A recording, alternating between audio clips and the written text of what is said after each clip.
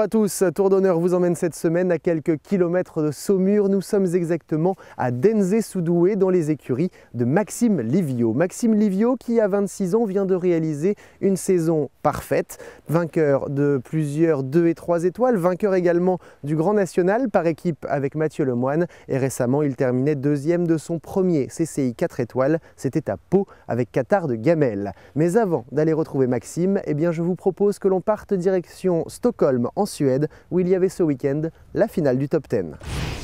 Si tous les membres du Top 10 mondial n'ont pas fait le déplacement cette année en Suède, c'était quand même un plateau de rêve pour cette épreuve, toujours très suivie, avec cette année 4 Allemands et 3 Français. Et c'est entre ces deux nations que la victoire va se jouer. Côté tricolore, Kevin Stott terminera 7e sur Kismi Devo HDC et Bosti 5e sur Nippondel. Et sur les 10 concurrents au départ, seuls 2 cavaliers réussiront finalement le double sans faute et aucun des deux ne voulait se contenter d'un score vierge. Premier des deux à s'élancer, Patrice Delaveau et Lacrymoso 3 HDC prennent des risques sur le barrage et à l'arrivée, le chronomètre affiche 37 secondes et 50 centièmes. Un temps qui semble difficile à battre, mais Daniel Deusser et Evita van de Velde-Bali peuvent y parvenir et ils l'ont déjà montré. Le champion d'Allemagne 2013 et sa jument de 9 ans vont y arriver, ici encore. Avec 2 dixièmes de seconde de moins à l'arrivée, l'Allemand remporte sa première finale du Top 10 pour sa première participation. Maxime, bonjour, merci de nous recevoir dans tes écuries. Je le disais, la saison a été remarquable. Il y a eu des victoires en 2, en 3 étoiles, la victoire dans le Grand National, cette deuxième place à Pau qui vient terminer la saison. J'imagine que pour toi, il n'y a rien à redire.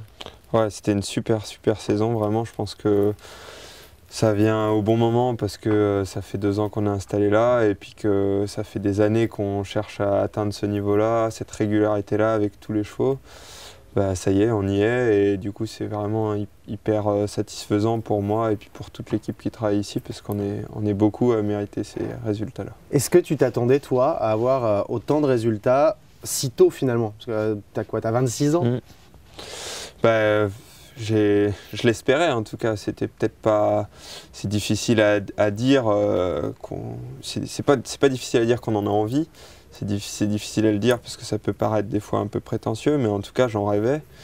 Depuis des années avec mon père, on cherche à monter un système qui nous permet de garder les chevaux parce que c'est ça la grosse difficulté. Avec le syndicat justement? Voilà, entre autres, avec le syndicat, avec des super partenaires qui m'aident vraiment, avec des propriétaires en or, et puis avec un système un peu parallèle à d'autres écuries qui est un sport-études, qui nous permet d'avoir une certaine stabilité financière qui nous permet de faire du sport. Et en plus, c'est une stabilité qui nous permet aussi d'avoir du temps pour ces élèves et d'essayer de les faire progresser au mieux, comme moi j'ai pu avoir la chance. Alors toi, tu es un produit du Pôle Espoir, de l'École nationale d'équitation. Est-ce que tu as vraiment l'impression que c'est ça qui t'a permis de devenir tout de suite le très bon cavalier que tu es devenu? Alors c'est sûr qu'il y en a, il y a 80% de mon évolution que j'ai faite à l'école. Avant ça, j'ai eu la chance de rencontrer des entraîneurs privés géniaux qui ont toujours cru en moi et qui ont toujours voulu me pousser, qui n'ont jamais voulu profiter de mon envie. Et c'est vrai que je suis arrivé ici avec un bon cheval qui s'appelle Jaipur, qui est à la retraite aujourd'hui, avec qui j'ai eu tous mes premiers résultats.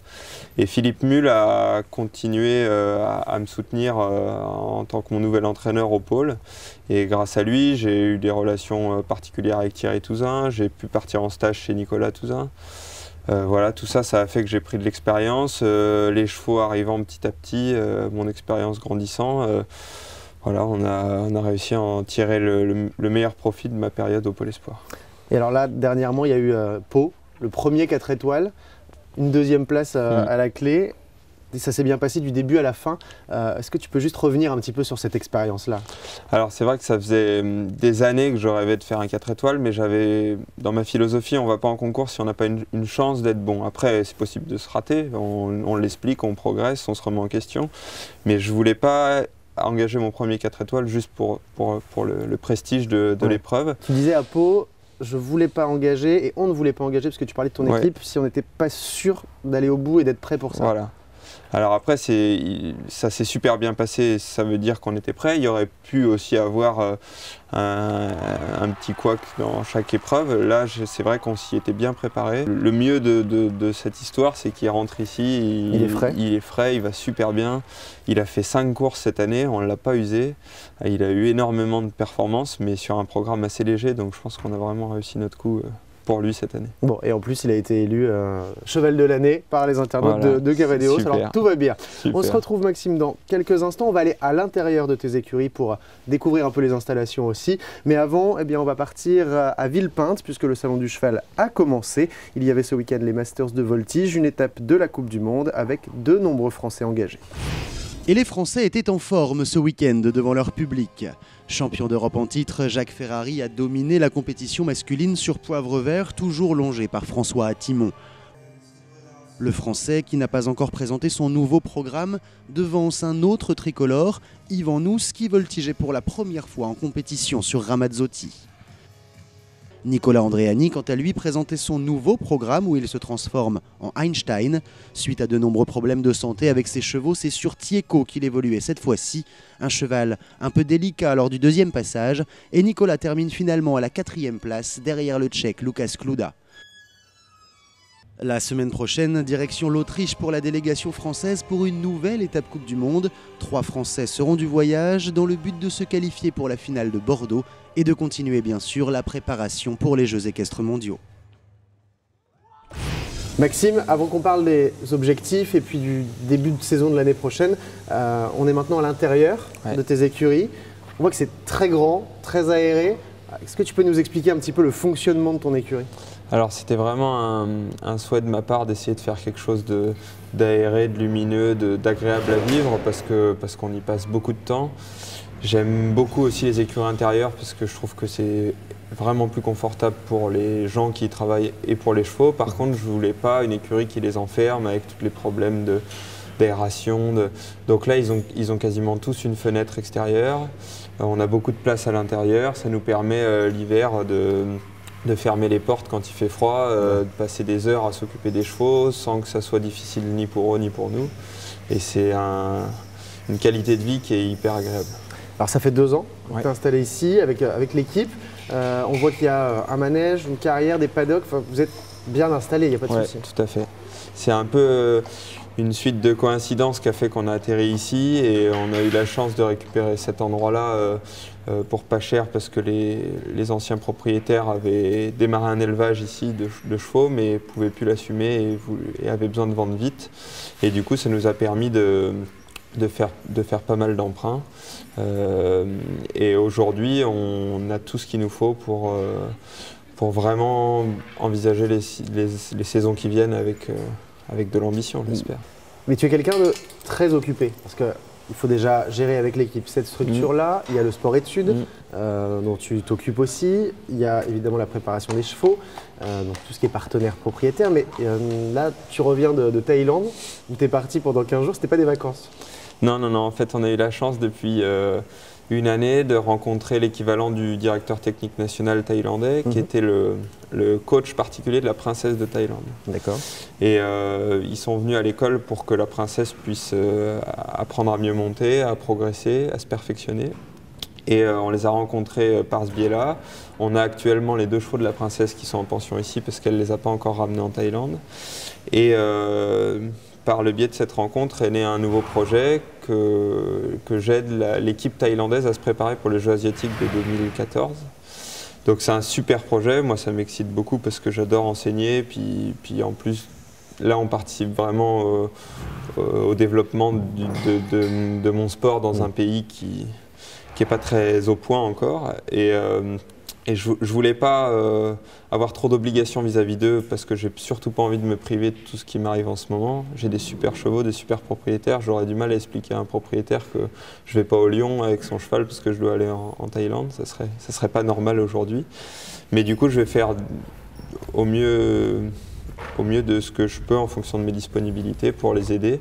Et dès le mois de janvier, il y a 2 Thaïlandais qui sont susceptibles d'intégrer l'équipe qui vont nous rejoindre ici, loger sur place avec leurs chevaux perso, se qualifier sur les concours français auxquels je vais participer et ensuite ils repartiront au mois d'août pour la préparation finale des Jeux asiatiques. Et toi, l'année prochaine, la préparation, elle est plutôt pour les Jeux mondiaux maintenant? J'espère, ouais, c'est vrai. Avec tout ce qu'on a vu cette saison, on se dit que la suite logique, si tout va bien, en tout cas, c'est... Bon, même si tu ne fais pas partie de l'équipe au final, c'est d'être en tout cas tout proche de cette équipe-là. Voilà, le but c'est... J'ai pas encore eu l'occasion de faire le bilan de cette saison avec Thierry. Touzin. J'aime beaucoup discuter avec lui parce qu'il a toujours cru en moi, donc il a vers moi un œil attentif, pas qu'un œil de sélectionneur, donc il est de bons conseils pour tous les chevaux. Comme on l'a dit tout à l'heure, j'ai la chance d'avoir beaucoup de chevaux. Alors c'est sûr que le cheval de tête aujourd'hui c'est Qatar. Bien sûr.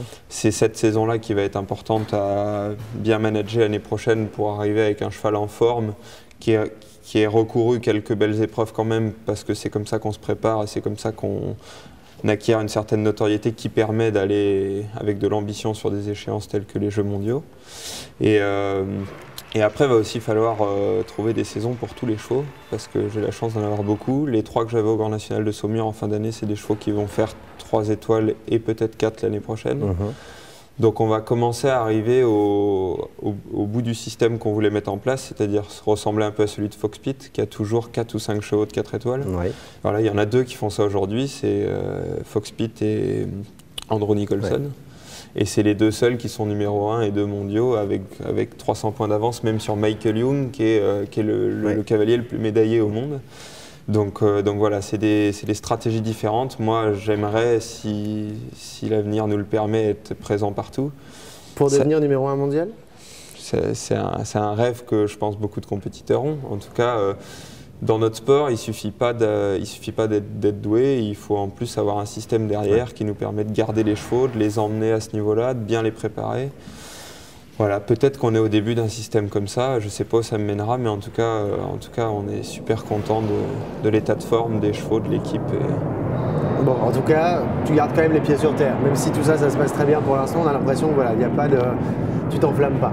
Il faut, de toute façon, j'ai pris le parti de vouloir m'installer à mon compte. Mes parents m'ont beaucoup aidé dans les garanties vis-à-vis des banques et des choses comme ça, mais n'empêche que tous les mois il y a des gros emprunts à rembourser. Une structure comme ça se finance pas tout seul. C'est pour ça qu'il faut beaucoup bosser, c'est pour ça qu'aujourd'hui je refuse pas de projets. Par contre, j'essaie de vraiment les organiser au mieux pour pas négliger le projet principal qui est le sport. Merci beaucoup, Avec Maxime. plaisir. Bon courage pour la préparation hivernale et puis on se retrouve au printemps sur les premiers gros concours. J'espère. Merci beaucoup.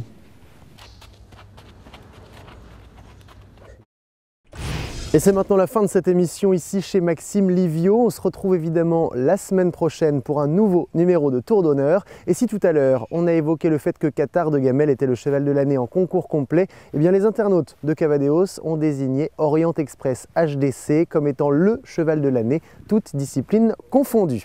Je vous dis à la semaine prochaine. Ciao à tous.